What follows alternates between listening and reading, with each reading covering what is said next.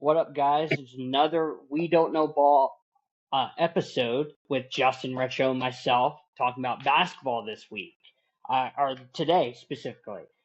Today, basically, we get to talk about this past week of basketball, and we get to talk about the nastiest of narratives. And I can't wait for the fact that we get to push some nasty ass shit for some fraud teams, fraud players, good teams, underrated players, all this kind of stuff. But before we get into that, Retro, Justin, what's up, guys? How are we doing? Glad to be back. Week 2 on the basketball podcast. I'm excited. I'm ready to, especially for tonight's topics that we're doing. I'm ready.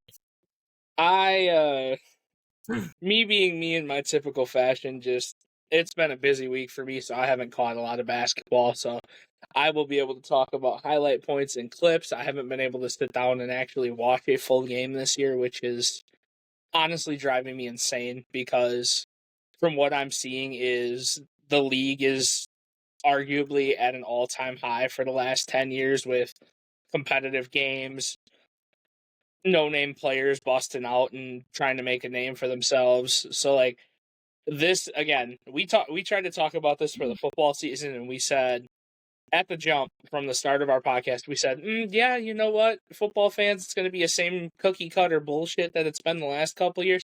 Basketball fans, we are not in for that this year. We are in for a flippy-flop fucking dogfight ride of a season between probably the top 10 teams on each side of the conference. It's going to be a fun year.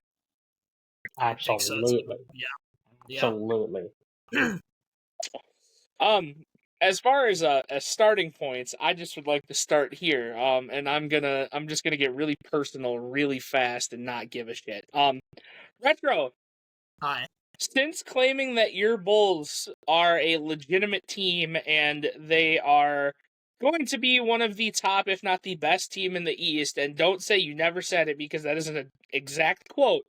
So they'd be top 4. So since then, they are 1-2, losing to a Bucks team that, in my opinion, just a Giannis should be handleable by you guys. Yeah, so basically, I'm just going to say, for your sake as a sports fan, you should probably just keep your mouth shut about your own teams, because every time you open it, something goes wrong. But I'm right. Washington's gonna lead the league in football. They're gonna win their division. You guys are half of the NFL's IR. Since you opened your mouth about Josh Giddey being this, that, and the other, which, by the way, Josh Giddey might not even be a top 5 guard in his own conference. He's fantastic. Yeah, not even a top 5 guard in his own conference. But anyway, easily top 3. Yeah, amazing. Not easily, but we can. Retro. Maybe we'll just start right there. We love the games later. Let's just play the Would You Rather on Josh Giddey real quick. Well, actually, before we do that, because you were talking a lot about my Bulls, let's talk about it. Yeah, let's talk about it. So my Bulls have been 1-2 in the past 3. We've obviously had one of the hardest schedules in the league, and we don't have Kobe White. We don't have our second best guard right now, and we don't have Colin on the bench. We don't have a Senge, and yet we are still playing at a very high level. As I speak, we are currently beating the Spurs by 10 points without Kobe White and without Josh Giddey, and while they have Wembanyama. So clearly we're doing pretty all right. As far as the last 3 games, you play difficult games in the NBA. We're still clearly one of the best teams in the East. We played a daunting schedule. Nobody expected us to even be close to where we're at right now. So yeah, I don't have any. A daunting schedule. Indeed. So, Retro, I want you to know the strength of schedule as of right now. The Bulls are bottom 5. Your expected win-loss was supposed to be 4-1. You were 5-0, so you're slightly exceeding expectations. And now you are 6-3. You're supposed to be 5-2. So where's this narrative that you're speaking of, because that's not true. Yeah, absolutely. So I don't know what the people that make the stat or whatever are yapping about. We've played the Cleveland Cavaliers, who are one of the best teams in the East last year and considered to be one of the best East teams this year. We played the Bucks, who are one of the best teams in the East and have been for years, and Giannis is obviously one of the best players in the league. We played the 76ers, who are another one of the best teams in the We're East. not going to dance over how you just said the Bucks are still going to be one of the best. The Bucks' second option is Ryan fucking Rollins. We're not doing that. He's been playing out of his mind, Don't yes. care. And Giannis has also been playing out of his mind. So, yes, they will be. We played the Knicks, who are considered to be one of the better teams in the East. I'm not sure where this narrative comes from that we have a not hard schedule. We played the Pistons, who are a very solid team. We played the Magic, who were doing badly, but we're now rebounding pretty hard. So as far as our schedule being weak, it's just not true. If you look at the teams we played against, I don't know what strength of schedule says, but you can literally just look at our schedule and see that's not the case. Well, if you get past San Antonio, your next upcoming 5 games are pretty tough. You guys have Detroit, and this one people are going to probably laugh when I say pretty tough, but you have Detroit. You then have Utah, who's been playing just phenomenal basketball. They just can't close a game. Keontae George has actually been playing out of his mind. You have Denver after that, Portland after that, and Miami after that. So this little 5-game stretch will actually tell a lot to your team. We'll see actually where they're going to go as far as, you're playing Detroit, who is probably, they're the top team on that side right now. They're going to be competing for a top 3, top 4 spot, maybe even that top spot the whole year. You have Utah, who, if they continue to play this level of basketball, will probably squeak into a 7-8, maybe a play-in spot. You have Denver, who's going to be a top team, Portland, who's going to be a top team, and somehow Miami at 6-4, who's just been, severely overrated in my opinion. Then you go on a little bit of a skid stretch. You get Washington, Chicago, and then Charlotte. So those should be 3 wins for you. Should be 3 wins for you guys. But like I said, this season of the NBA, especially through these first 10, 11 games, this is just you don't fucking know who's going to do what. Yeah, I think once we get Kobe White, I'll feel a lot more comfortable. I think he'll actually have a certifiable number 1 guard. I got it. Well, he'll be our number 2, and he'll be great at that. But as far as our team is concerned, I don't really have any problems. We've played a tough schedule the whole year, like I said. So going and playing 5 back-to-back tough games is just kind of in line with what we've been doing. And like I said, once Kobe White comes out, our guard depth is crazy. We have Kobe White, we have Josh Giddey, we have Trey Jones. We've got some very, very good guards that can come in and do what they need to. Right now, Trey Jones is playing as our starting guard in this game, and he's been very solid. So I don't see any reason to believe we can't weather a pretty tough schedule. Yeah, go ahead, Jules. No, I fully disagree. There's been plenty of opportunities in half court sets where Josh Giddey's been able to create opportunities in the full court, but they've been a slight negative defensively and offensively in the half court sets, to where Josh Giddey's not being able to make these reads like a Kobe White can, like a Trey Jones can, to create these opportunities. Yes, you got to pick and pot with Vucevic, and Vucevic has been playing absurdly well, and won't discredit that. But where the system is now relying on a Billy Donovan in pushing the pace and that kind of stuff, Giddey excels in that. But once teams start to be in the half court, that's why Giddey was traded. Giddey was traded for Alex Caruso because he was being a ball dominant guard and couldn't operate in the half court. Once the Bulls, if they make the playoffs, get into these half court sets and everything starts to slow down, Chicago has no chance in beating anybody in the East. Just none. Absolutely none. Response? You're muted, my fault. Sorry. Yeah, my bad. Even if you want to say, for whatever reason, that Josh Giddey fails at those situations, and even if that does happen, right? Even if it comes playoff time and he does, we'll just switch him out as the ball dominant guard and put in Kobe White or Trey Jones. We'll be fine. We have so much depth at our guard position that we can do whatever we need at any given time to win games.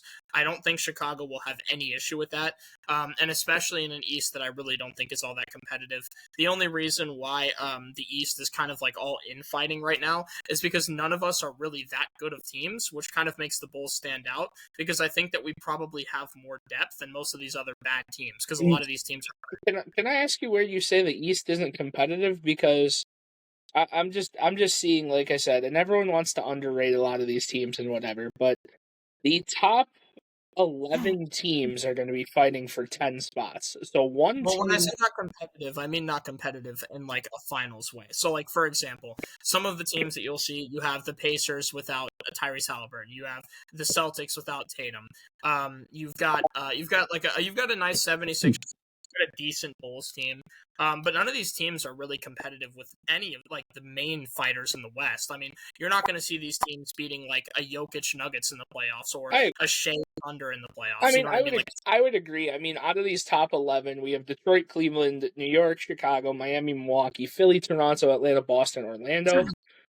In my opinion, I think if it stays like this, which I think it should, Charlotte's at 3 and 6 as well, but the other three teams below are 1 and 9. Orlando at 4 and 6, we know that it was going to be a learning curve with them learning how Desmond Bane fits their system and da-da-da-da. But I think that if we're going to give like the way too early prediction, we are in 8th through the season, 10 games in or whatever, which actually seems insane that we're 10 games in already. I feel like Atlanta might be the weakest team out of these 11, and they might be the team that actually misses. Like probably, and I was gonna say too about that when it comes to like, so you mentioned Cleveland as like one of the top teams in the East. Yeah. That's kind of my example of the East or the East kind of being weak because in terms of roster construction, Cleveland does have a really good roster. But last year, I remember we were having these conversations. There were some people that were talking earlier in the season about are they going to break the win record because of how much Cleveland was winning. But then come playoff time, it didn't materialize. I don't know if Cleveland just doesn't have like the ability to kind of get it done or whatever be the case, but I don't. What we're not going to do is without adding the context of Darius Garland and Evan Mobley being hurt in the second round, because with that, the past 2 years where like Donovan Mitchell was hurt in 2023, they weren't able to get it done because their lead scoring guard wasn't there. And Darius Garland wasn't mature enough, nor Mobley. Now, on the other hand, this past year when they go up against the Pacers, Mobley, the defensive player of the year, and their lead playmaking guard isn't necessarily there. So they have to put everything together, and I agree where Cleveland is in this awkward spot to where it's boom or bust. I agree with that. But at the end of the day, where the Cavs, it's very rare where I'm like, I don't care about your record. Cleveland is a good enough team where you can make a second round. They'll sleepwalk there. They'll be there again for the depth that they have. Picking up Lonzo, they have DeAndre Hunter, they have Isaac Okoro. They have the depth pieces there. They just need to put everything together. And you said it didn't materialize. They really did. It was again just the injuries, but going to Justin's question, rewinding it back, talking about best guards in the East, and you said Josh Giddey's a top 3 guard in the East. So as of right now, 5, are you taking? 6. I got at least 7, maybe 8 over him. Are you taking Giddey over Jalen Brunson? The fact that that's an is too long of an very debatable. Very debatable. I'll come back to that on that one. No. Here's the before you can see why is it debatable? The only thing that Brunson does worse than Giddey is play defense. That's literally it. Because I think Giddey is a better playmaker. He's a better rebounder. Giddey is arguably around the same in scoring. Him and Brunson. No. Okay. Absolutely. Absolutely not.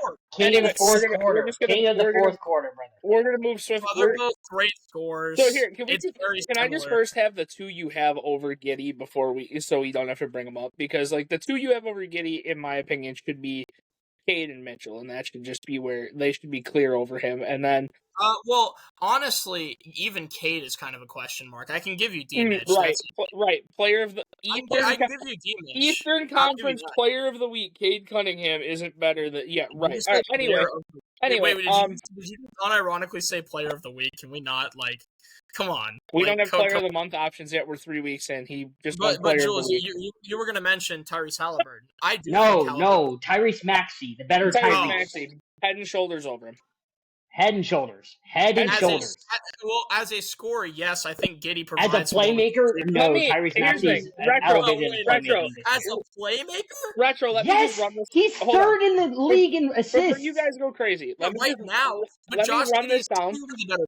Let me run this down quick. I just want to hear Retro. I'm going to run this down who I think I have over him, and after I finish, you can tell me. So I have Cade. I have Mitchell. I'm just literally going down the teams because I can list them as I go. I have Cade. I have Mitchell. I have Brunson. I don't think Miami's guards are shown enough yet, but I think that, honestly, when the season's over, I think Davion might have a better season. That's just personally me. Maxey's better. Trey's better. Jaylen Brown's better. I would argue that in a complete system, when everything's going correctly, Desmond Bane will be better by the end of the year. LaMelo's better. It's down the list. Like I said, I mean, you can say he's top 3 all you want, but there are guys that are more established that are going to be called upon in way bigger situations. Giddey's just not that guy. Giddey, as much as you want him to be your guy and this, that, and the other, he's going to be second to third fiddle on your Bulls team. So here's what I can do. I can grant you DMH, and I'll even grant you Maxey for the sake of the argument. Anybody else, you'd have to fight me over. Right now. Okay. At the present moment, right now. That's horrible. That's horrible. That's just. Horrible. I mean, here's the thing. It's not even that it's just horrible. It's just that's literally that's the thing that we hate the most. It's recency bias and that's what we're talking about. We're talking about but it's recency bias and homer bias out of you for Chicago. No, that's what we're talking about. No. You didn't ask me for, hey, can you give me a top 5 list of guards in the NBA from 10 years ago? You asked me top guards in the league right now. No, I said Eastern Conference specifically, because if we go to the West, Giddey's definitely outside the top 10, outside the top 15. Yes, but when you're saying that, you mean in the East this season. That's what I assume you meant. Sure. Is that what you meant? Even that, cool. Then if you're going to put Giddey over some of these guys, that's simply a box score watch stat, and it's just not okay. That's it's because if you were going to ask, without the recency bias, if you were going to ask in general, I would say, sure, I can grant you, I can say that, what was I going to say? I can say that Jalen Brunson is better. I can say that, who else did you name? Cade has had a better career than Josh Giddey. Cade's also having a better year than Josh Giddey. I don't think so. But I think it's close. I'm so glad my phone delayed because I was literally waiting for Jules' eyes to get big, and then all of a sudden it popped that Jules' eyes getting big. I will actually make the argument. I will say this. I think the best argument you have to knock him into 4th is Jaylen Brown. I think that's your best argument. To knock him into 4th is Jaylen Brown. Is the dumbest thing I've ever fucking heard in my life. Jaylen Brown has been popping off this year. That's your best. Yeah, but Jaylen Brown is... Jaylen Brown, he's giving you 28 points, exactly what you predicted. Jaylen Brown should be head and shoulders over. He is also averaging as many turnovers as assists. He is not a playmaker. Other than scoring, he's not giving you anything. Sure, so the criticism has always been his playmaking. I'll never say that Jaylen Brown is some elite playmaker, but not only has he been scoring, he's been scoring efficiently. His stats... That's what he does! Good. Right, I agree. That's what he does. He is an extremely efficient scorer. And so when you're scoring well, but your rebounding is a negative, your playmaking is a negative, your defense is now a negative. So you're just valuing scoring. So his rebounding is a negative. Yes, he's a guard. His playmaking is a negative. Sure, I agree with you. I think that's the one knock that people have on Jaylen that I can grant you that's fair. In terms of his defense, it is worse than in past seasons. I agree with that because he's had to be the starting option. But I don't think his defense is terrible. His defense is still pretty average. His defense has been awful this year. It's been below Jaylen Brown's average, but I would say it's been about average with the rest of the league. I don't think it's been horrendous. No. So I will grant you the fact that Jaylen Brown is not a good playmaker. I agree with that. That is like the biggest knock you can put on Jaylen Brown. However, his scoring has definitely taken a step up. Nobody can deny that. I knew that was going to happen. And then in terms of his impact on the Celtics, I think he has done great, especially considering the fact that he obviously doesn't have Jason Tatum. Like, it's going to be difficult for any guy that doesn't have his superstar guy. So we're looking at 28-5-4 versus 21-9-9. That's what we're looking at, Brown versus Giddey. Right. Yeah. And So, I'm probably willing to grant you Jaylen Brown. Though, again, I think it's close because Josh Giddey has been great across all facets. well, But again, I'm willing to grant you Maxey, because Maxey has been phenomenal this season, and I'm willing to grant you D-Mitch. He's also been phenomenal this season. I guess with that, let's just move swiftly into the West, and I don't really want to talk about anything specific, like games-wise, but have you guys been paying attention to the rumor mill and a certain guard in a small market is being recruited to another small market team potentially? Thank you. So two things about Ja Morant. Mm-hmm. Ja Morant has been it has been unfair for him for the past couple of years. I'm not going to defend the off-court actions, what he did years ago. Those are independent from this said situation. Dude became Joe Burrow real fast. Oh my gosh. Where this gets into nasty play is people are using that simulation to what Ja is now, and this whole this whole situation with Ja has been the head coach, who is fresh, mind you, hasn't had any type of coaching experience prior, telling him he needs to get in fucking line and be a not even a good teammate, but he was exemplifying him on a defensive rotation. And Ja said, "That's bullshit. You can't just put me out on blast like that." And he got suspended for standing up for himself and unfairly put in these situations by the media because of preferences. That has now put him in talks to getting traded. Now, do I think that he gets traded? I think that's the best for him to restart in a new place. And if it is, unironically, Minnesota, I think that that's going to be a really interesting fit, and I like that a lot from Minnesota. I don't like that at all. So I'm be honest. I mean, I would a John Anthony Edwards high flying like dunk duo would be pretty crazy. Go ahead, Justin. I'm sorry. You would have to surround them with unbelievable shooters. And I mean unbelievable shooters, not in Ja's case shooters, but unbelievable shooters. They would need some help. I mean, Ja is currently sitting at 19. I think what was it? 19. It's just not great for Ja right now. 19, Correct. 4, and 8. So like, it's a historically low start for Ja, which is insane. Even in the year that he played 9 games, he was 25. What is that? 25, 8. 25, 8, and 6 in his 9 games and 23, 24. So like we're like seeing a guy who, in my opinion, now is starting to get not overrated, but I think it's the overhyped, and I think it's starting to weigh on him a little bit. I mean, we looked at Ja coming in as this superstar, high-flying point guard, this, that, and the other, but I mean, outside of 21-22 and 22-23, like, Ja's been... And that's the type of point guard that has a short shelf life, a short athletic point guard that wants to dunk on everybody, that has the athleticism and that kind of stuff. We saw it multiple times throughout NBA history. The most recent one, most notably, is Derrick Rose. And that was more for circumstance, not trying to throw any shade, Retro. That's just genuine. Yeah, I mean that's fair. Yeah. You don't have to say Retro. You gotta worry about me crashing on that. But I do think that if Ja can get to a place where he's going to be utilized as the on-ball guy, and I do think that Anthony Edwards has been proven that he can play off ball. It might work, but what's going to be the more concerning thing is what Minnesota has to give up.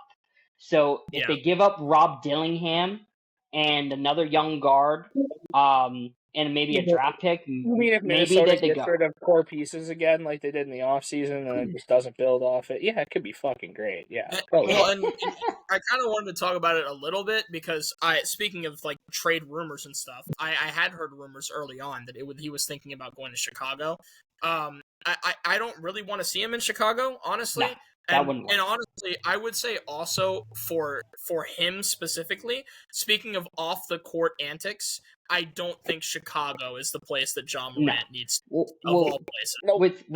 With the jaw stuff, specifically in the system, why he looked off base last year, what Taylor Jenkins was doing was utilizing off ball movement on a ball dominant guard. That's why everybody has been saying Jaren Jackson is the number one guy, because he's a power forward that is getting mid post touches. I mean, occasional 3-point touches. We all know that motherfucker can't rebound worth a shit.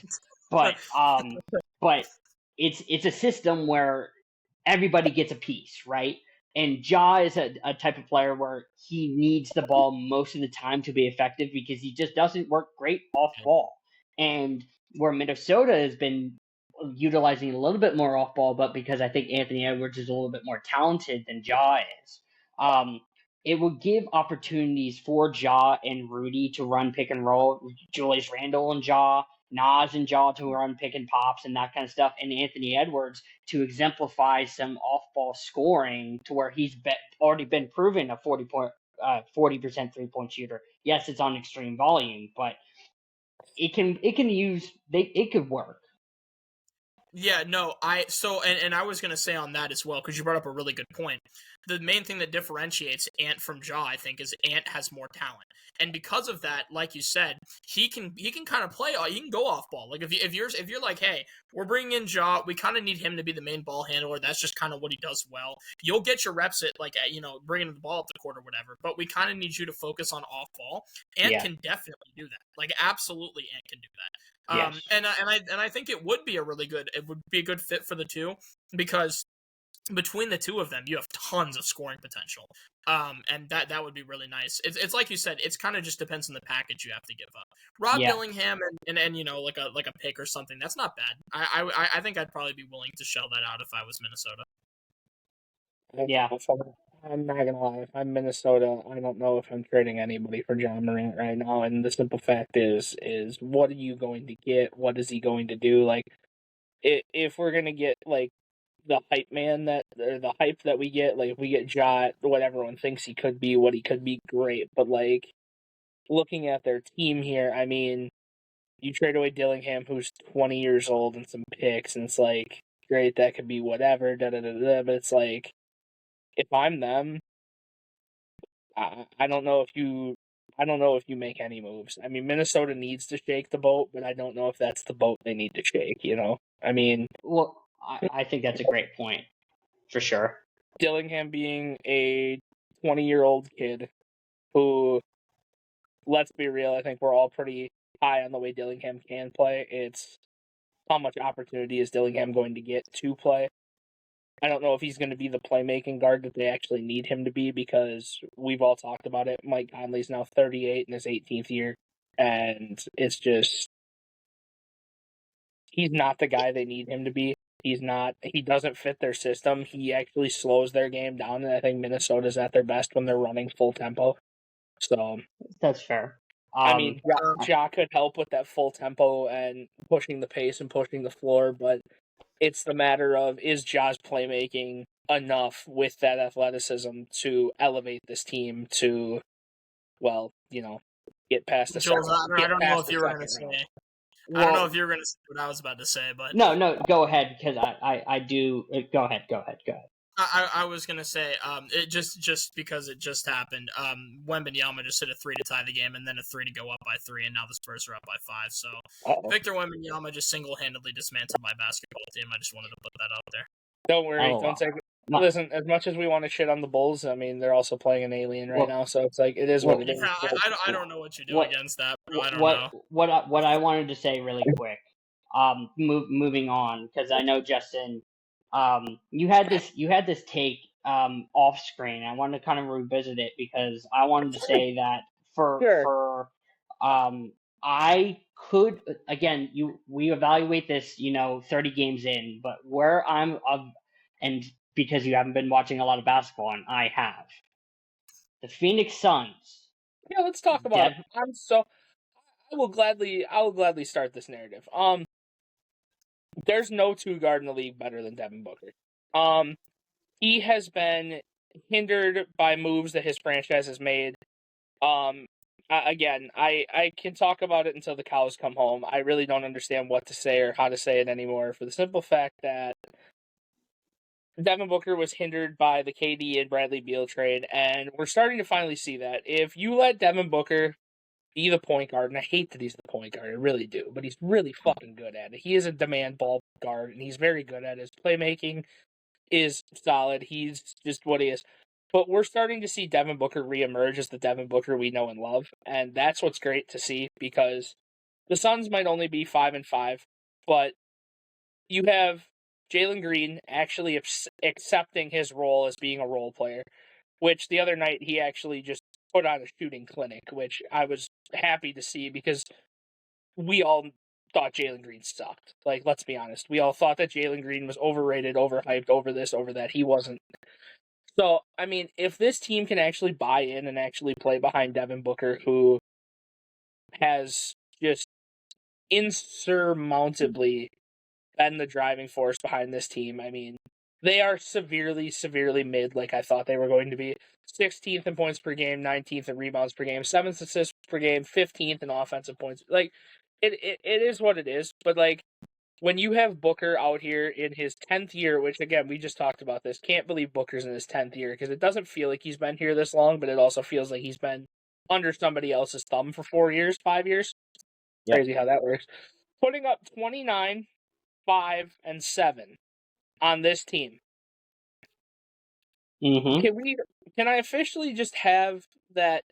Didn't matter who else was on this team, besides the Chris Paul year where they went to the finals. This has always been Devin Booker's team. It's nobody else's team. Yeah, no, I mean, absolutely. And Devin Booker's always been an extremely elite guard. I really just feel bad for him that the Suns are the Suns. That we make stupid decisions, that we trade away our entire future for Kevin Durant, who, great, cool, it was Kevin Durant, but it's like you're trading for Kevin Durant after Kevin Durant was Kevin Durant. Holy fuck, it's like Kevin Durant a lot. It was also like the worst version of Kevin Durant. Yeah. There's something I don't get is you trade away all these firsts, plus arguably, and I will say arguably forever, our best two-way player in Bridges. You trade away our future in Cam Johnson, which, yes, Cam has not had a great year this year, but showed when he was in Brooklyn that he can do the job. And he will get back to that I am a good role player situation, because he's a great basketball player. He's got a good mind. He's never going to be an elite player in this league. He's never going to be that guy like, wow, Cam Johnson did this. But he's going to give you that quiet, almost double-double in 15, 8, 7. He's going to be in that range. But it's like the Suns. It's so annoying. You get your draft picks and you use them, and it gets wasted on a guy like DeAndre Ayton, who might be the most soft big man I've ever seen in the history of big man. I just don't get it. And even like I said, the minuscule basketball I watched, I did catch part of a Laker game, and it's like watching this guy in the paint, and he's got a guard on him, and instead of just drop stepping and dunking on a guard, he's gonna just jump up and flail and try to do like a double clutch fucking left-handed reverse layup. Like, dunk the fucking ball. You big sack of shit. You are a mass. You are a here's what I don't get, bro. You are a strong man. When he knows how to bully people, if you watch him create space on people, it's great. It's the fact that you don't just dunk after that. I need DeAndre Ayton to literally just watch Shaq tape, because as soon as you clear them, dude, just use 2 hands and flush the bitch straight down to your toes. I don't get it. You're not a guard. You're not. You're just not. Right. So the fact that you are off my team makes me happy, because you are a liability as a big man. If the Suns could get a board dominant strong big man that actually knows how to be strong at the rim. And they thought Nurkic was the answer. Nurkic was not the answer. That was not. We have guys coming up the pipeline that I think need to get some work. Like, I think Malowak could be actually a great piece for us if he gets the time to actually do it.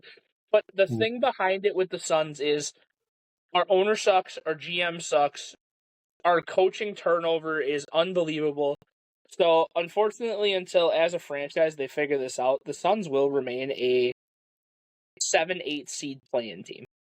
Because as much as we talked about, the East is soft, the East is this, the East is that, the West is, besides the top 3 teams, so cookie-cutter wide open, it's not even funny.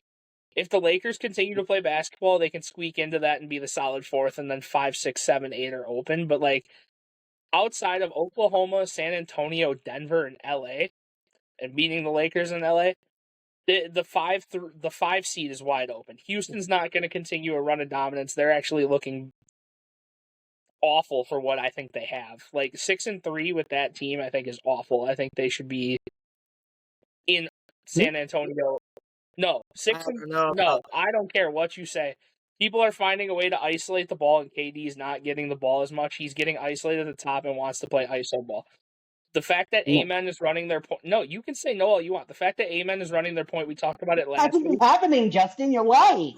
You're lying. No, yes, you are. You're lying. That has not happened. That has not happened at all. They are running Sengun as their point guard because a man cannot create fucking shit.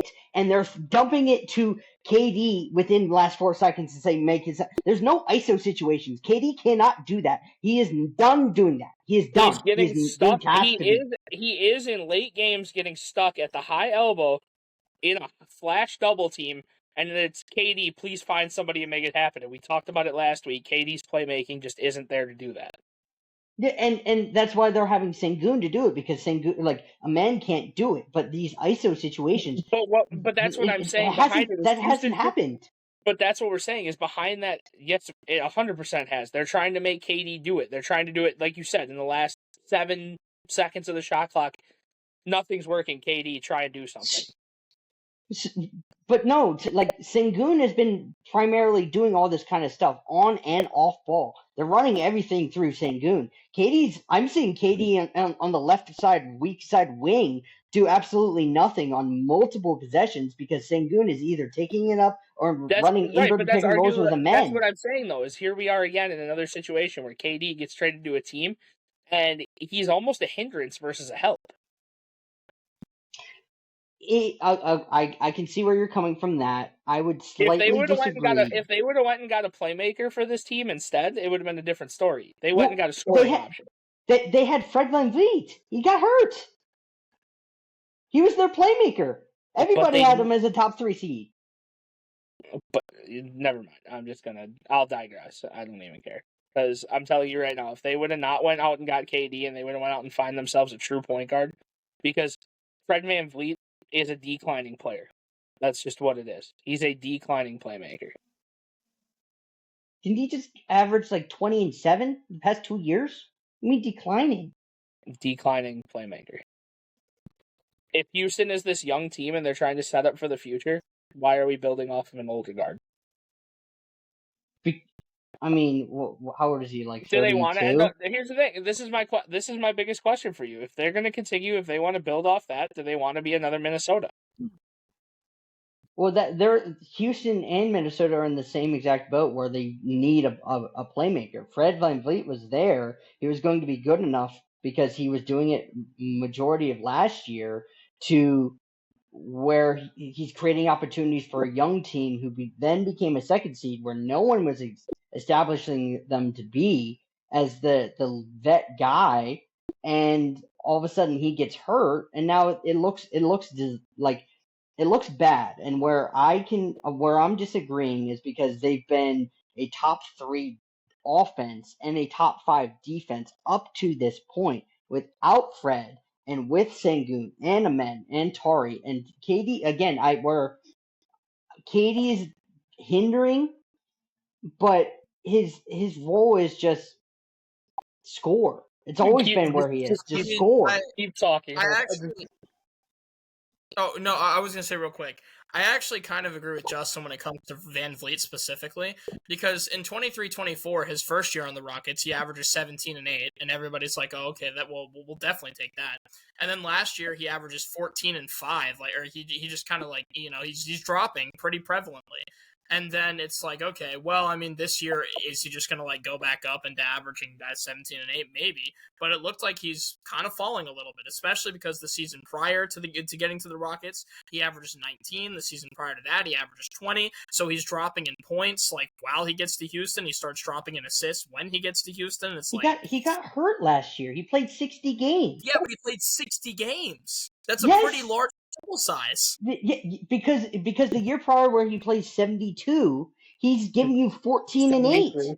That's Seven- it's still so a It's 3-point drop his off. 72 game season. It was 17, 8 and 17 4. and 8. 17, 8 and Sure. 4. In 60 games, he gave you 14, 6 and 4.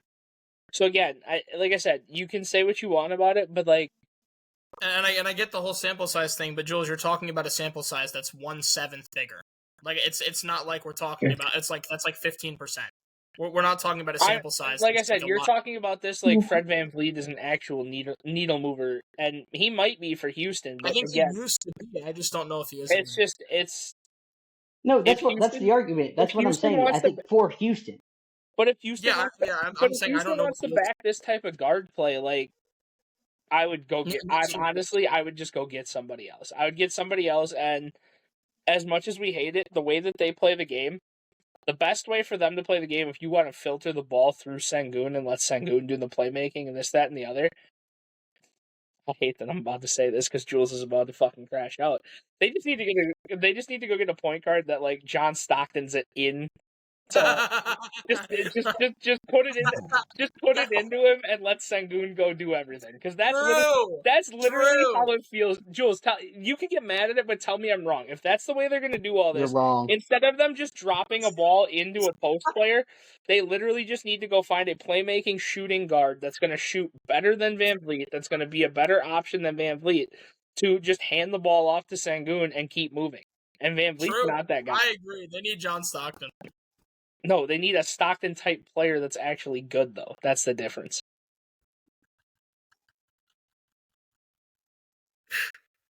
Like I said, you can do whatever you want with that, but I'm just telling you, it's like with the team they have, there's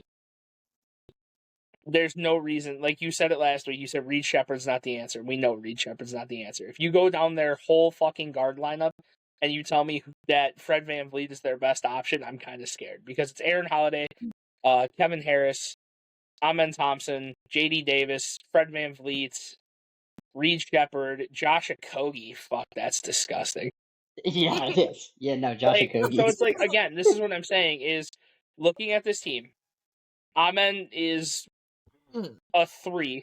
Like, we would agree he's a 3. I don't think he's a shooting guard.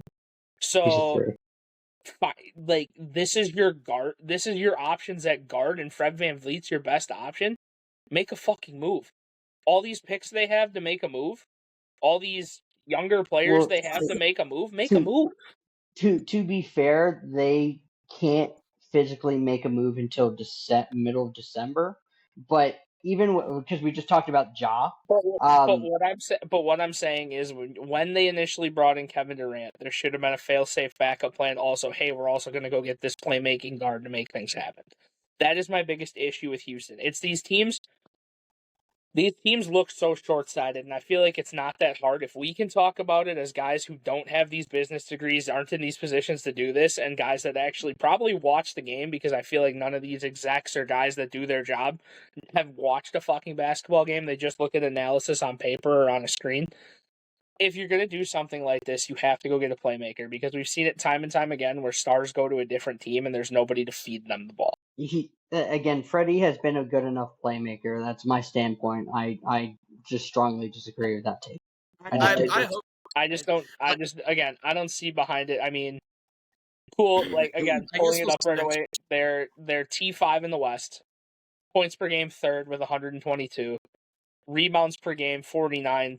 They're 2nd. Assists per game, again, Hurts because they don't have Fred, whatever. Hurts. Even Yep. even if you add his 7 per game, I don't know how high it raises them, but they're T19 in the league. So it's like I don't know. You can say what you want and say that like he's a great role piece, he's a great playmaking piece. I just don't think Fred VanVleet's the answer. I feel like if they were gonna make these moves and they were gonna make these options, I feel like when they got KD, I think they should have. And this could just be me, and this could be my basketball mind trying to work behind it, but it's the guy they really should have went after, and it really would have taken the league and actually drove them up the ladder. They should have traded 2-3 pieces plus a draft pick away when the KD trade happened as well, and they should have went out and got Drew Holiday. I mean, I think that with Fred, I think the one thing that we can say about it is that the him getting injured is obviously an awful thing for him. But the one silver lining is that not having like an extra. Oh, what? Sorry, I got Monday Night Football out of the background, and just the last 3 minutes of swing that just happened is unbelievable. Packers should have had a safety on a punt. Didn't happen. Ball gets down to the 1 or 2 yard line, and then the Eagles drive down and score a touchdown. So nasty word. No, I was just gonna say I think that the only silver lining might be that he has an extra year now where he doesn't get any more wear and tear. You know, like playing as many games as he does. He doesn't have to do that this year. He can focus entirely on getting better, getting well for the next season. And I think that actually might help a little bit, maybe a little bit of a fountain of youth, and give him an extra year or two of wear and tear durability. Right, but even then, if he comes back at that 19-8 clip, like, is that needle moving enough for this team to take the next step in the postseason? Well, I guess another, I think, interesting West team that we didn't really talk about that much last week that I want to definitely talk to that are fucking on fraud watch. Los Angeles Clippers. So what I'm seeing them play was very similar to when they were playing the Nuggets in the postseason last year. Yes, it got them 7 games, but like this is where I get so frustrated. And Ty Lue needs to be on the hot seat for this bullshit that he's running. Ty Lue in the hot seat as a coach? No way. The LeBron merchant, Ty Lue? No way. So what's being operated is in the first half of these games that I've been watching, they've been running high screen and roll with James Harden and Zubac, which, okay, that's a James Harden special. He just does that everywhere he goes. We all know what James Harden is. So in the first half of the games, James Harden's basically giving you between 20 and 24 points on like 6 assists, 5 rebounds, but he won't do shit else. That's his final stat line in the first half. In the second half of the game, he totally completely changes his offense to more of a ISO mid-post type of situations with Kawhi Leonard, to where these Zubac is being held at the dunker spot, and Kawhi's not that good of enough playmaker to make those type of reads. He does typical post fades. I mean, shout out to him hitting that game winner the other night, rewinding the clock a little bit, but it's where it's such weird dichotomy to where it's like this is why we can't take name value on teams. Zubac, Kawhi, James, Chris Paul, John Collins. The game winner was that the cup game against the Pelicans? That was the cup game. Correct. I kind of want to talk a little bit about this too.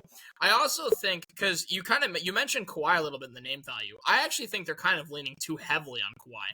Right now, Kawhi is averaging 24, 6, and 4. Obviously, it's early season, so it's kind of hard to judge off that. But 24, 6, and 4 would be his best year since 2020. And then he's also averaging 2.5 steals per game right now, which would be a career best. He's playing at a pretty solid level. I think that my main issue is if you continue to rely on him to basically just produce everything that he's doing right now, I wonder if that's not going to come back to haunt you, especially given how injured Kawhi tends to be and how often he tends to load manage. I just wonder if that's going to hurt you later on in the year. But yeah. Yeah, no, I think that's a good point because right after the Clippers got eliminated, what Kawhi was doing, because again, he was hurt last year, and you guys heard me say this before, the cycle of Kawhi Leonard, where he starts off a year hurt, he comes back, basically closer to after All-Star break, has a tremendous 30 to 40 games, goes to the playoffs, gets hurt again, then we're back on that cycle. So Kawhi is breaking it, quote unquote, because after he got eliminated, he played an extra month and a half of basketball, like a hard regiment, so he can put himself into basketball shape, getting into training camp, so he has a full year under his belt. And what is going to happen is that now that cycle, instead of being more of a clock, it's going to be now diagonal, to where he's going to be hurt basically right before the playoffs start. And as soon as the playoffs start, he's going to have to work himself into playoff shape. And that doesn't good. You mean like right now, where Tyronn Lue, as of today's Monday recording, Saturday, so he hurt his ankle on the 5th, was ruled out of that game, Thursday night's game against the Suns. Hasn't played since, and with the announcement on Saturday that he will miss the next few games, at least 3 of them, we're just seeing another pattern of Kawhi being injured early. I really think you kind of have to do like a 10-game on and off. Like you have to be like, okay, you're gonna play like these like specific set of games, and then we're gonna have you out these set of games. But if that's the case, then Kawhi has to win 36 of those 40 games every year. Yeah, I mean basically because you're putting way too much pressure on a guy to actually succeed, and it's like. Well, but that's kind of the whole problem with the Clippers team, is their whole team is old, and like the best players on their team are 50. So it's like, hey, Kawhi, listen, I know that you're like 40 years old, but I need you to like go back into being prime Raptors Kawhi, because we need you to get us into the playoffs, and we also need you to win us. It sucks when the guy that you're debating on here, like Kawhi's little history, and I think most of us know what it is, but I'm going to run it down real quick, is 7-time All-Defensive Team, 6 All-NBA, 1 All-Rookie Team, 6 NBA All-Star, 1 All-Star Most Valuable Player, 2 NBA Champion, 2-time NBA Defensive Player, 2-time Finals MVP, and then 10-time NBA Player of the Week, whatever, that doesn't matter, but it's like, you got this guy who... He's a lock for Hall of Fame. He had a severe injury due to Zaza Pachulia back when he was a Spur. And since then, it's just been constant health problems with him. So it's like, yes, cool, the load management thing, this, that, and the other, but it's like, he shows glimpses of the old Kawhi, and he shows glimpses of what the fuck are you doing. I mean, like you said, Jules, that cup game, he went 34, 5-5. Yep. And it was great. And he had a +6 on the floor. But the game before that against Golden State was 18-1-6 with a -29. So it's like... They got blew out. Yep. I genuinely think that Kawhi could find so much value at this point in his career in being a sixth man. Because I think that if he was able to play less minutes, and he was also able to be the spark plug that he is right now, I think that would very much help him. I'm not saying like a ton less minutes, right? A sixth man is still getting a lot of minutes, but less than starter minutes, because clearly he is old, the game is taking a toll on him, but he can still play at a high level. We see that in these games that he's averaging 24. It's not like he's like, way over the hill. Well, but if and his last five games, I mean, you want to talk about a guy who might actually need the load management, is, I mean, 37 minutes, 36 minutes, 31 minutes, 35 minutes, 33. Like, you're asking a lot of a guy whose basically lower half has quit on him due to stemming back to that injury. And it's more injuries and more injuries of him trying to do this. So it's like, yes, cool, you're 24, 6, and 4 that you're averaging right now is phenomenal. It's great. It's exactly what they need. But it's like, how long is he going to play at this cap? How long does he play at this cap before getting injured? I mean, he's got lower back problems, knee problems, leg problems, feet problems. I mean, and that's the thing that really sucks. Like, the Clippers are 12th in the West on 27th in points per game, 26th in rebounds per game, 23rd in assists per game. So it's like... It's so bad. It's a bad watch. And it's what happens when you trade like production for name value. When instead of trying to go get some like younger guys, some talent that might give you a little bit of so some of like stuff for the future, you instead are like, you know what, we're going all in and trading away for like a bunch of old guys. I mean, yes and no, because they did a combination of both. They have I always Dunn as their backup two guard who is a really great defender, one of the better ones in the league. But they go and get John Collins, who John Collins needs somebody like Chris Paul to elevate him to really good standards. We saw it with Trae Young when he was on the Hawks for those several years. But as soon as he gets to the Utah Jazz, guess what? Like that production slowly started to dip off, and now okay, cool. He has a plus playmaker with Harden and Chris Paul, but their average median age is fucking 150, and they are not going to be able to utilize him correctly. And I think he's either the second or third youngest person on that team, and he's 28. Right. That's not good. It's untenable. It's not going to work. Who did you say? John Collins. John Collins. Let's see here. I think he's either second or third. I don't have the stats in front of me of average age, but I know that there's at least two rookies younger than him. For the Clippers, their age 32, 36, 34, 40. 23 is Kobe Sanders. Derrick Jones Jr., 28. 31, 33, 37. Cam Christie at 20. Yannick Niederhauser, where the fuck that guy is, 22. Jamil Telford, 24. I think a couple of them are two ways as well. Right, but you got John Collins. But if you look at 29. Yeah, he's 28. But if you, like I said, looking at it, Zubac's 28. They have Batum on their roster at 36. Brook Lopez at 37. Brook Lopez at 37. Ogden at 33. Chris Dunn at 31. Chris Paul at 40. Kawhi at 34. James Harden at 36. Beal at 32. So I mean, yeah. I think if you're the Clippers, what you need to do is you need to blow it up. You need to blow up the roster. You need to start building young. That's what you've got to do. I agree. Ballmer needs to swallow his pill, take this fine with the Kawhi shit that has happened off the court, and rebuild for the future. Because I don't even know if the NBA is going to crack down on whatever happened with the Kawhi and planting trees bullshit. But this needs to. They need to blow it up this year, and Ballmer said we can still compete. No, you can't. No, the West got better. And the thing is, I watch a lot of college basketball. There are a lot of college guys that are very good right now, and especially because you mentioned playmakers that can help elevate the team. There's a guy that's now popping up on everybody's radar that hadn't really popped up until recently. But there's this guy at Virginia Tech. He's 6'9". He's a Greek point guard. And I think it was last night or the night before, he drops 32, 9, and 6. Dude, he was. Dude, yeah, everybody was like, what in good lord are we watching? This guy looks like Luka Doncic. And now he's popping up on radars everywhere. I think he played a little bit of Euro before he came to the States, but the kid is nasty.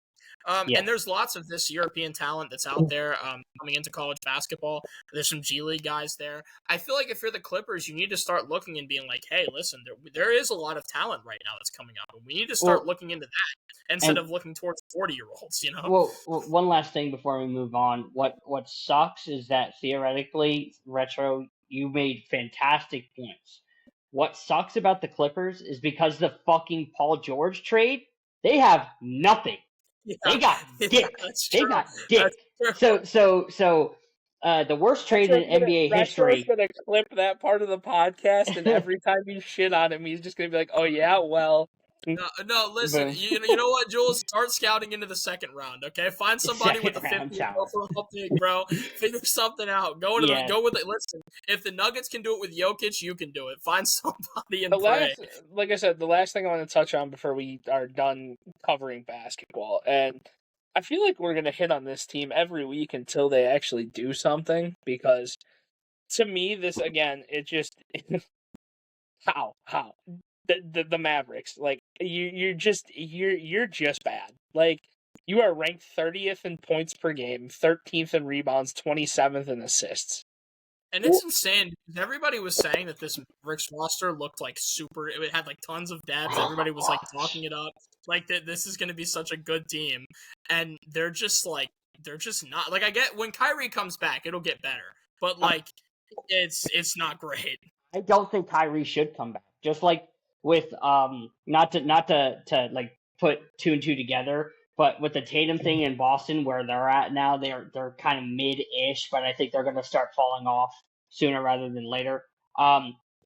This is going to be a waste of a Kyrie year.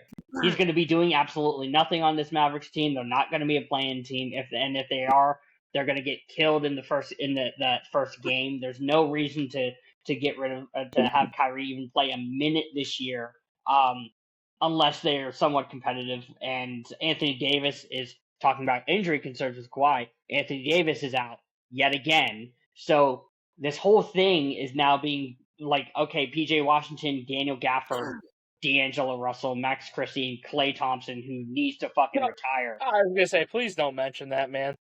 He's so bad. Yeah. So this team needs to evaluate for next year, have developed Cooper Flag for a full year, and reevaluate where you are at next year, because this Mavericks team is fucking horrible, and Nico is going to be fired by the end of the year. Well, and that's the thing. The one thing you can say is, hey, Cooper Flag, he's averaging 14, 7, and 3. He's been playing pretty good. Obviously, there's going to be problems with every rookie. It's just, comes with the territory. But Cooper Flag is a very good piece to build around, right? You for can't sure. really ask. So if you're the Mavericks, you're like, okay, we're almost in a position similar to the Clippers in that we have a bunch of old people, but we have a couple young guys that we can build around. So what we need to do is we need to ship off the old. They're actually not as old as you think they are. Well, I mean, if I were them, I would just ship off. I have it in front of me, and outside of Powell's 34, Klay's 35.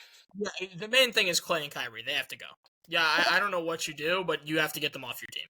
Yeah, because to me it's like, once you do that, then you can start putting younger guys around. Here's the thing: if I'm them, I understand AD's only 32, but the injury proneness and this, that, and the other. I mean, I don't know. AD's a little too goated for me, because whenever he plays, he's just insane. Well, yeah, but here's the thing: I think that's honestly, looking at this team, that's the only that's the piece you move to a team that's going to be championship ready, that would the extra guy to make the run. And yeah.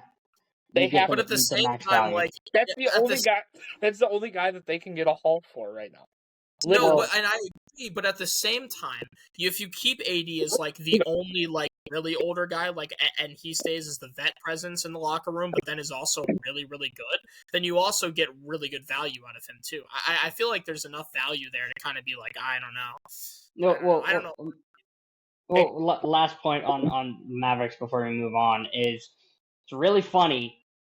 The state of Texas, Luka Doncic, this off season, because we all know he was working out like a motherfucker. The year before, came in fat, drinking beer. Everybody was questioning about his weight. Gets hurt. Anthony Davis gets to Texas, gains 15 pounds of muscle, and is immediately hurt. So Texas, you need to, when we talk about players being injury prone and fat, like a Zion, Anthony Davis and Texas and Dallas specifically needs to do a way better job in off court managing food and health diets and all that kind of stuff. Because if your two star players are coming in overweight and getting injured within the first half of the season, within the first 10 games of Anthony Davis, I don't know what you're doing. And I definitely agree with that. And I was just gonna say, I saw a bunch of Mavs fans, and I'm sure they agree with this too. But I'm sure that even if Luka was 300 pounds, they probably still wouldn't have wanted him traded. They would have wanted him to just play Escalade or something, and just put up. Yeah, literally, because Luka at 300 is still better than probably almost every guard in the league. So yeah. But yeah, that really covers it for me for basketball for the week. I mean, we're looking at a 3-headed race in the West, and then the rest of it's wide Shout out open. San Antonio, fuck you, Retro. Anyway. And then like I said, No, it's insane. We're winning the game, and then Victor Wembanyama decides actually no and hits 2 step-back threes. What am I supposed to do anyway, about that? we're looking at Skill issue. we're looking at a three-headed. Alien. What are we supposed Hold to do? on. We're looking Let at a Jesse go. three-headed, maybe four-headed monster in the West, and as far as the East goes, I think we're looking at Detroit, Philly, Cleveland as the guys that are going to cement like the top 3 there, and it's like that's just retro. Keep waving. I don't know what Hey, you I have think. a question. Who beat Detroit and Philly? I'm just wondering. Can you remind me who beat Detroit and Philly? Oh wait, and Cleveland. All right. Who beat Again, all 3 of them? hold on, Jules. Let's play my favorite game of both podcasts that we play every week. By Retro Logic, my favorite game. By Retro Logic, who beat the Spurs? That's crazy. Anyway, stop talking. You drive me up a wall. So Detroit. So hold on. So let's talk. Detroit body bag, Philly body bag, Let's Cleveland move on. body Let's move on. They Hold all on, got tagged. no, Jules. He wants to play the game. I just want to pull it up just for my sake because it is how that works. Got it. All right, cool. So into the regular season of schedule. Bum bum bum. Where do we start? Week 1. Cool. Oh, good God. Yeah, weird. So we lose to the teams we're supposed to lose to, being the Nuggets. Got it. The Clippers balled on us because we were not playing great that night. Great, cool. Oh yeah, we beat San Antonio. That must make us the second best team in the West. Well, whenever you beat the 3 best teams in your conference, then you can let me know. We did that. So. Right, I beat probably the front runner for second place in the NBA and the supposed to MVP / defensive player. Good. So let's just move on because your logic is so flawed. It's not even funny. My logic been consistent. I said the 3 best teams, and once you beat the 3 best teams, explain to me though how we've played the Clippers 3 times already. That's just funny to me. That Wait, is really? fucking nasty. Yeah, they played them 3 times. The Suns have played the Clippers 3 times already this year, and we beat them 2 out of 3 That's crazy. times. Yeah, it's just we are literally 5-5, and 3 of those games are against the Clippers. Clippers merchants. Bro, Anyway, Clippers merchants. Right. You definitely weren't on my side for pushing the nasty Booker narrative. I wasn't even gonna push it until you said no. We can push this shit. And I said, all right. We should. He's a top 10 player in the league right now. Devin Booker is legit. I'm with this Devin Booker love. He's legit. That's true. Yeah, like I said, I've said it since the beginning of time. When Booker is the number 1 option on his team, he will be a top 10 player in the league. That's just what it is. Anyway, yeah, there wasn't really much that was exciting this week in the league. So the fact that we were able to talk 60 minutes about this league and the state of it right now is impressive because this week there was nothing really shocking. Like I said, I mean, you had Miami escape the Clippers, which that game just was awful to begin with. Like, it was just, especially that last possession by the Clippers against Miami was just unbearable. Yeah. Bam Adebayo. I've heard certain people saying Bam Adebayo. Yeah, I don't care what certain people, certain Miami, certain Heat culture, believers say that Bam is a top 7 all-time big man, which is just phenomenally foul. But anyway, I didn't hear that. Yeah. He had him over a lot of the all-time greats. He said he was a top 7 big man all-time. But anyway, wow. Well, we'll move into the part of the show where I actually take control, and we'll do our little side games. You guys have your things that you did research on. We're going to go to my things first, and then I'll let you two fight as much as possible because, God, it's going to be fucking fun. So I'll let you work as a team before you want to rip each other's throats out. So absolutely. We're going to go 2 pick 3 cut 5s real quick, and the first one is number 1 draft picks. Mm-hmm. We will start it off with Blake Griffin. Jules, you have more knowledge on this than me. You think cut? Okay. That's a cut. I like how we're just going to defer we're going to defer to Jules and everything. Got it. So if I have to go only on this one. If I can go to Jules' logic, I think it's a keep, a cut, a keep, a cut, and then the last 2 are interesting. Got it.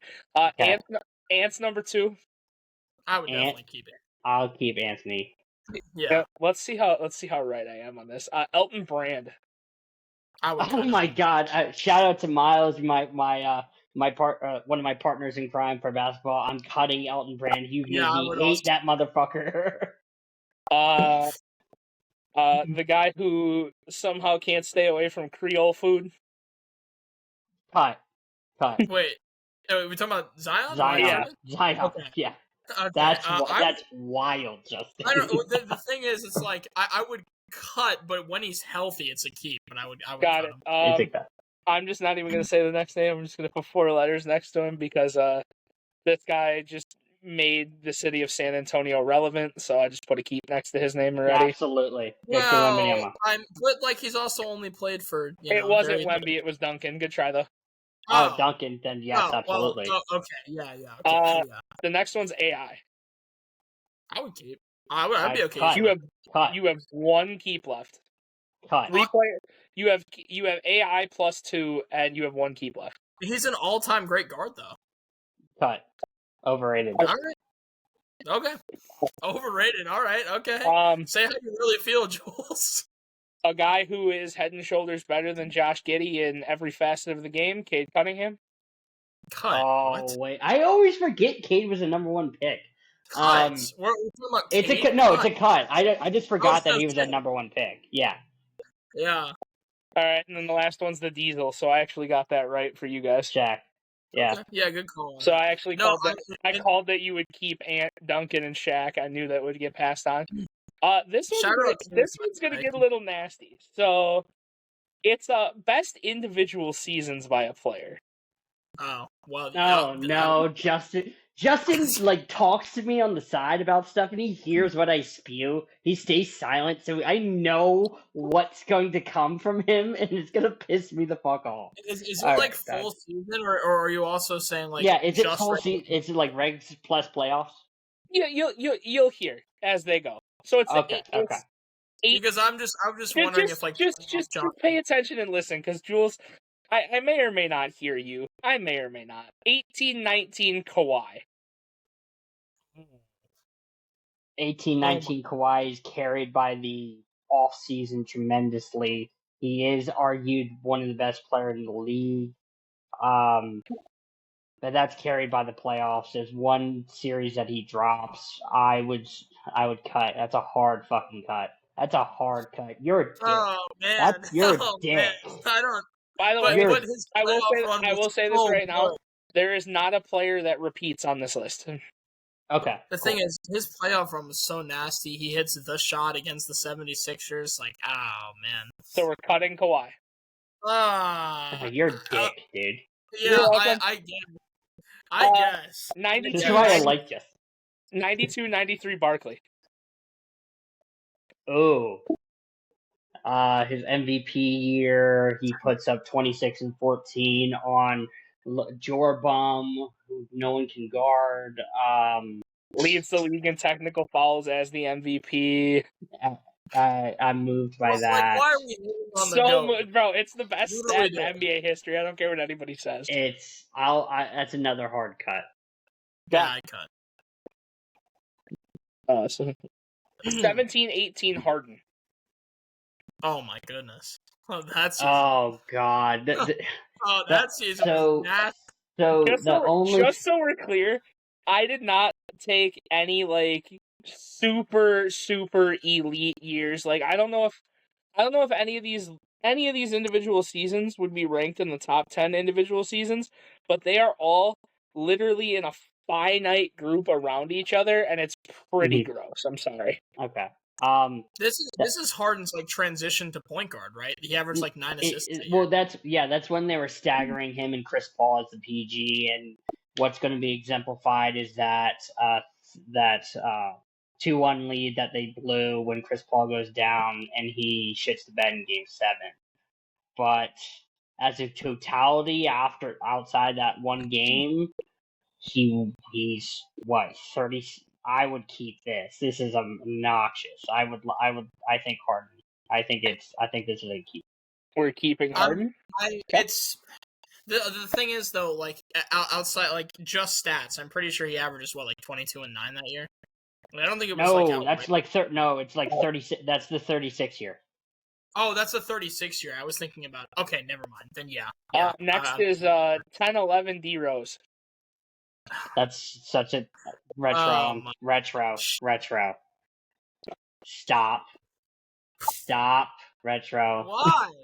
Why, It's Justin? Why? we know we have to do it. Okay. Shout out MVP, the youngest God, MVP. cut Derrick Rose. Got it. 16-17 KD. Oh wow. That's 16-17 KD. He has to get bailed out because Zaza Pachulia's a fucking dick. Still a great year. It's a good year. You got 2 keeps, 2 cuts. Oh man. Oh well, if we only have. I don't even think I don't know this if I is want his to peak. I don't know if I want to waste 3 left after. I would probably cut it. I would cut 17 KD. 96-97 Jordan. Oh, keep. No players repeat. 97-98 Jordan's a keep. It's 96-97 though. Or 96-97. So it's not even. That's his second in MVP, I think. Right behind Karl Malone. He's giving you what, like right. 30? I'm not giving any backstory to any of these seasons for you guys, just because this is, like I said, but that's not his peak either. That's not even like. It doesn't matter if it's his peak. That I year don't is care still about name value. I don't. No, it's not. It's not about name value. That season itself is still better than most players' peaks. You have 2 keeps and 1 cut. I guess that's a fair keep. Are we going to cut him and then keep the next 2? Like, I feel like we have to keep. That's him. A fair keep because I feel like I know where he's going. It's because it's going to be LeBron in 2018. 14-15 Curry. Oh, that's not even cut. That's not even 16 Curry. He's sitting out of the fourth quarters because they're blowing everybody out. I agree. All right, and then the last keep is 18-19 Giannis. Yeah, that's fine. I would have fucking kept fucking Kawhi. Fuck. Yeah. Yeah, I was for keeping Kawhi because I thought maybe it would be a good idea to do 19 Giannis is good, but I told you the reason I did it this way is because I can go through so many different ones of this, and we can do this almost every week with different names. So Justin, I would like that a lot. I put it, like I said, I made them almost all middle of the road. I don't know if any of these are even top 25 all-time seasons in the NBA. So something similar to this, but with for football, because primes could be really fun. Putting this all together, looking at this, I knew Jules was going to sit there. I'm not going to lie, I'm shocked it got done as fast as it was. I thought Kawhi was going to be a 20-minute debate on himself for the first pick, which is why I made him the first pick. Because that's. I would have picked Kawhi because I thought, dude. You guys can be as mad as you want at me because now you guys get to get mad at each other. Ladies and gentlemen, we are going to do all-time OSU versus all-time UVA. These boys' 2 colleges that they support in the nastiest possible ways. So, go Hoos. I have OSU first by chronological order. Jules, who is your point guard for OSU? My point guard for OSU is going to be Mike Conley. Mike Conley, All-NBA considerations, multiple-time All-Star, later the Grit and Grind Grizzlies, has given you great production throughout the years, and Mike Conley is severely underrated. Let's just go names right now. We'll get names done, and then we'll let you debate it out. Retro, your point guard. So just names, Malcolm Brogdon.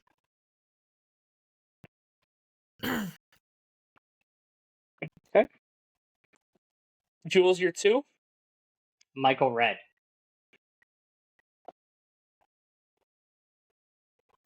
Kind of in a similar vein. Mine is Joe Harris. Similar vein? Joe Harris and Michael Redd? That's first. It's similar vein. What? Michael Redd and Joe Harris. All right, I love this. Jules, you're 3. Gunner the Runner, shout out to you. John Hondo Havlicek. Retro. Trey Murphy.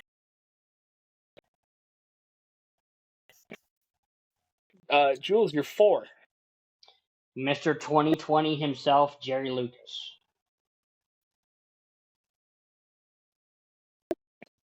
Retro? DeAndre Hunter.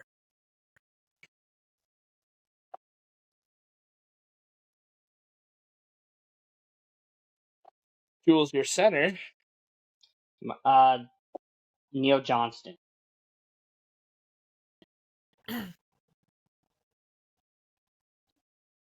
Retro? The alien, Ralph Sampson.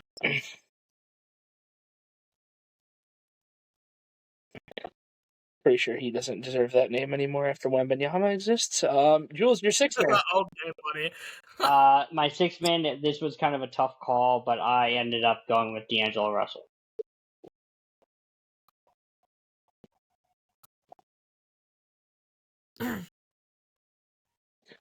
Retro, your 6th man. Bryant Stith. Thank you, Justin. Who? You're going to find out in a second. All right, so we are going to... Let me space this out a little more. So we have... For the quote-unquote underdog, as Retro wanted to say earlier, OSU, Mike Conley, Michael Redd, Hondo, Terry Lucas, Neil Johnston, and D'Angelo Russell. And for you, Jerry Lucas. Jerry. With a J. My bad. You said Terry. All good. And then for UVA, Malcolm Brogdon, Joe Harris, Trey Murphy, DeAndre Hunter, Ralph Sampson, and Bryant Stith. Whoever that is. Got it. All right, Jules, logic behind Conley was already stated. Retro, Malcolm Brogdon. Yeah, so Malcolm Brogdon was a Rookie of the Year. He was a 6th Man of the Year. He was a very, very important piece to the teams he was on. He averages 15, 5, and 4 in his career. Very solid numbers. He had elite perimeter defense.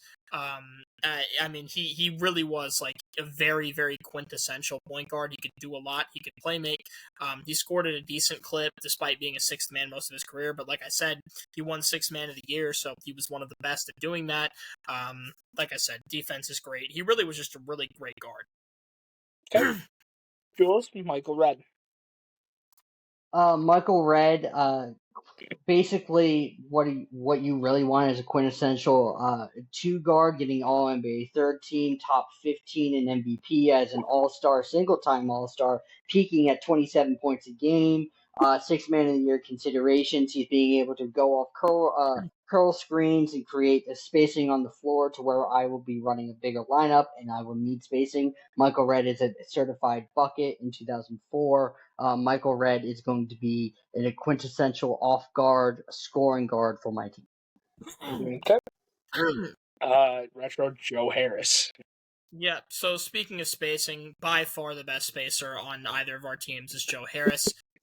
Joe Harris beat out Steph Curry twice and leading the league in 3-point percentage. He averaged 44% from 3 in his career, which is 3rd all-time. In the playoffs, he averaged 17. He had a peak of averaging 17 and 10 with over 50% in field goal and 3-point field goal percentage against the 53 and 19 2019 to 20 Raptors. He's not 3rd all time in 3-point percentage. He's 5th all time in 3-point percentage. He's had 4 seasons in the top 20 in efficient field goal percentage. He's had 3 seasons in the top 20 in true shooting percentage. Joe Harris is the definition of a certified bucket. He is one of the greatest shooters of all time. He is consistent. He will be the spacing that this team needs, and he will be the best spacer on the court. Retro, we're just going to go right back to you for Trey Murphy because I've heard enough about Hondo from Jules and Gunner to... Trey Murphy. Yeah, so since becoming a starter, Trey Murphy has averaged 18, 6, and 3 on 45, 38, 88 splits. He's a certified shooter. He can play make, he can rebound, he can score. Trey Murphy's a very effective defender. He's really effective at basically everything on the court.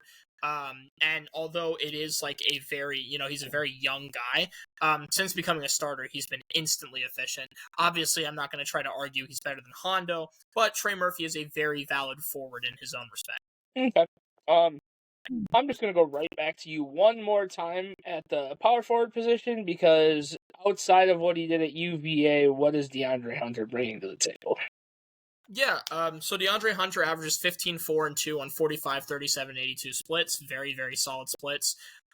In his peak, he averages 21 and 4 in the playoffs and 21 to 22. And in that season, he averages 19, 4, and 2 on 46, 39, 86 splits. That's an incredible year for splits. Very efficient. Right now, he's averaging 18, 5, and 3. He's headed for his peak season if he continues.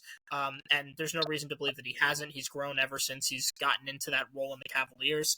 DeAndre Hunter is a great defensive player. DeAndre Hunter is great on offense. He's a good rebounder.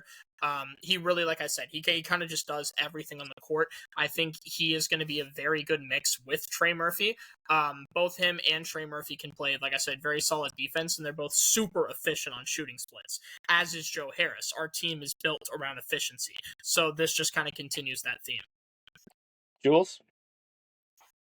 Jerry Lucas. Jerry Lucas, again, definition of 2020 guy, giving you 20 points, 20 rebounds, and actually was a plus playmaker next to Oscar Robertson during those early Cincinnati Royals years, leading number one offenses year in and year out, being an elite defensive rebounder. So not only are we going to grab every single rebound, we're going to then push the pace with Jerry Lucas because he's an underrated offensive hub, being able to push the pace during the fastest pace in said era because he's playing more than 45 minutes a game, so he's never going to get tired, and he's going to be playing almost every single minute of the game while these, youngsters can't even play 32 minutes. So he's going to be out there, out hustling, out rebounding, gaining more possessions for the team to shoot and get second chance points at the free throw line, at underneath the basket, and all this kind of stuff at 6'8". So he is undervalued as an athlete as well as a defensive rebounding monster. All right, Jules, right back into you with Johnson. Neil Johnston, a lot of people don't know who he was, but he is a BAA and a NBA player who was a three-time scoring champion, giving you about 24 and 14, leading a team to the title as the inaugural NBA season announced. He's basically giving you plus efficiencies during the time as a +4 at the center position.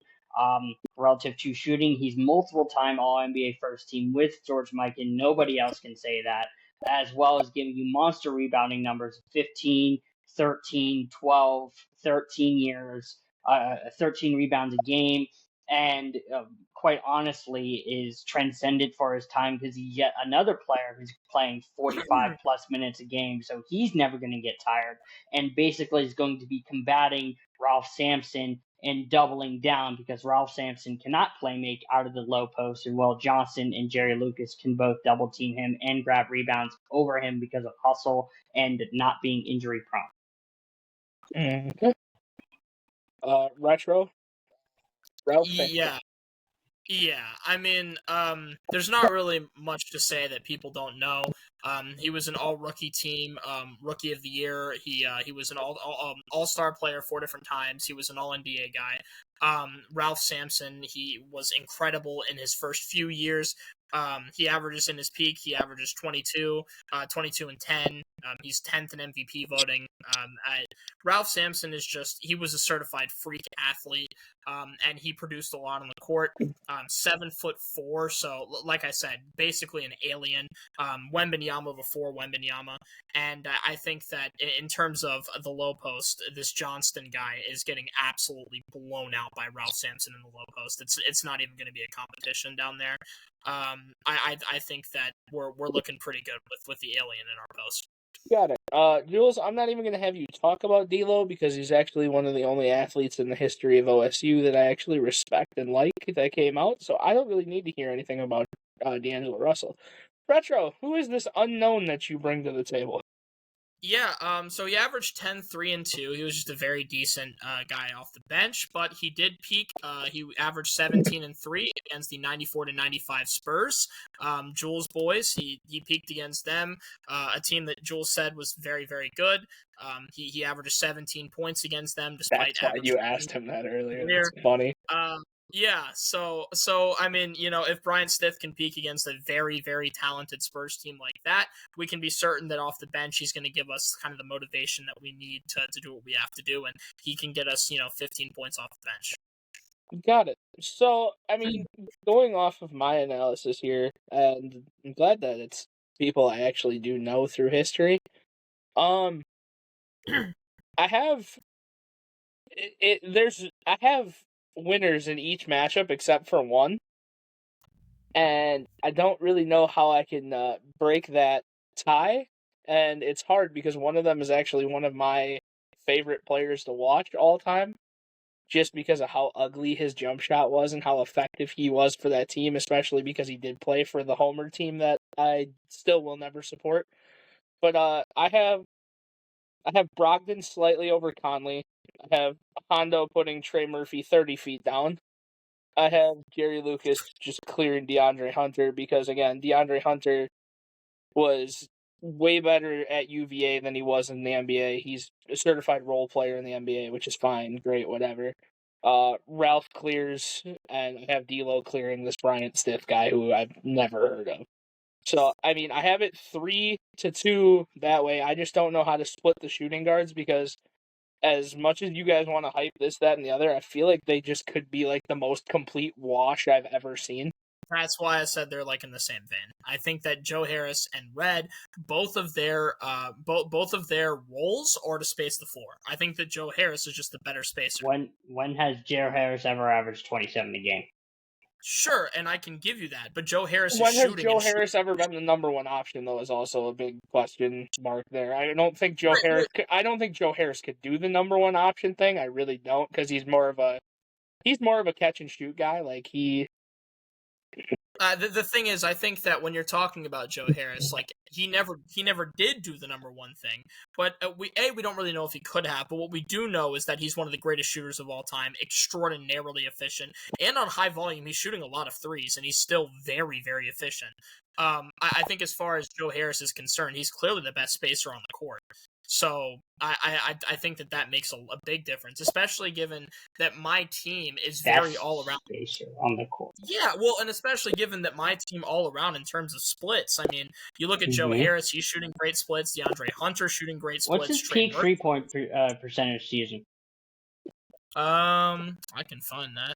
Give me 1 second. If he hits this, I'm gonna go nuts. What?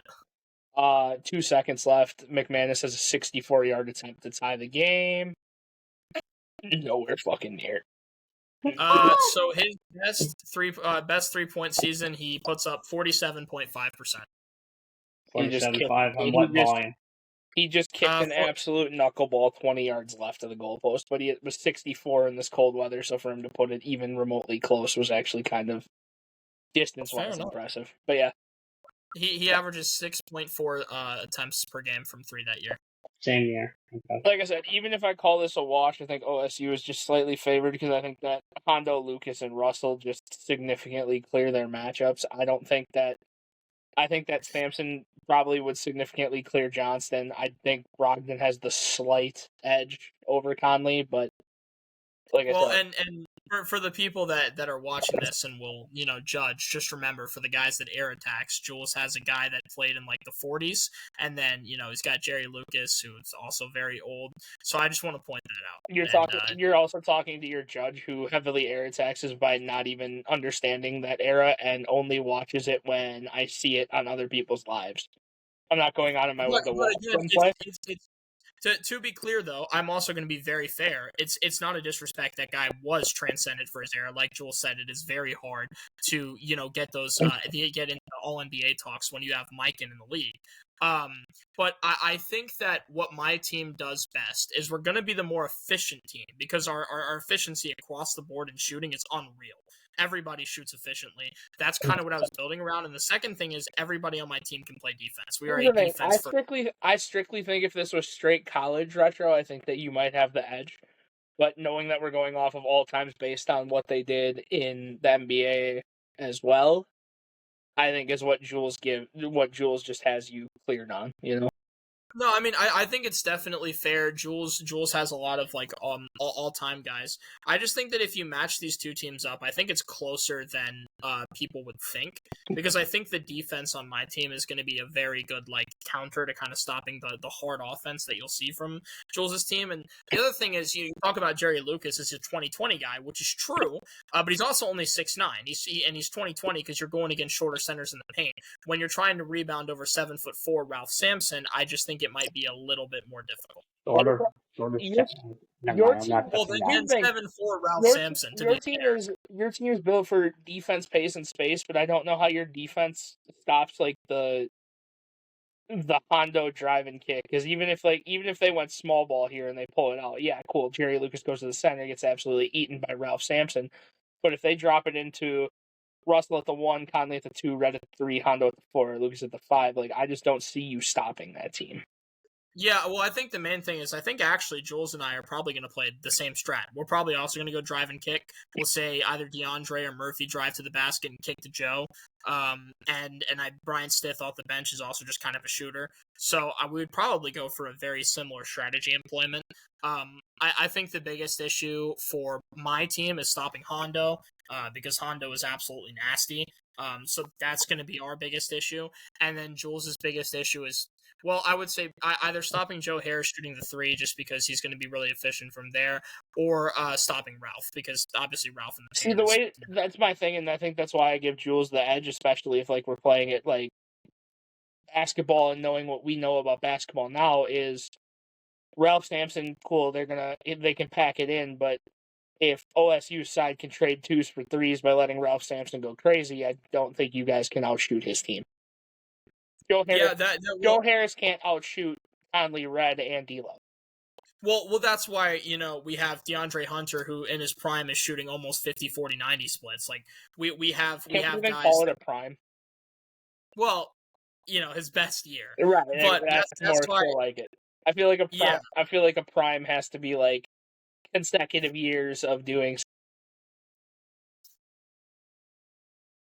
But yeah, Jules, what are you thinking right now?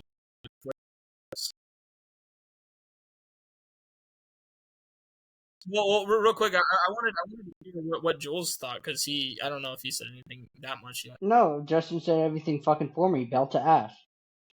It's not, bro. You know it is not belt to ass, bro. You know that it is not that. It's closer. It's closer than I think you would think. Belt to ass.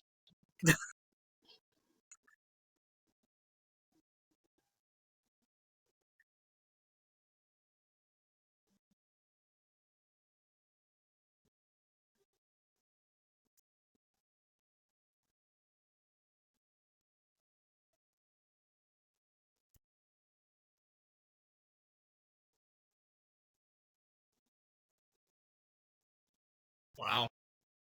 That held up the test of time until 1994 when Gretzky broke it, scoring his 802nd.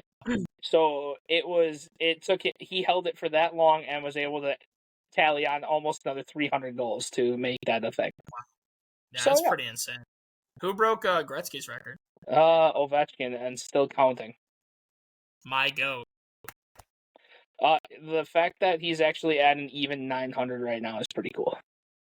Yeah. I would love to see him get to the 1,000, but again, this is where he got his goal scoring record broken, this, that, and the other, but it's the thing that still will always be insane to me is if you take away all of Gretzky's goals, he's still the NHL point leader. He has 1,963 assists. Yeah, there are very few sports where there's an undisputed GOAT, but hockey is one of them.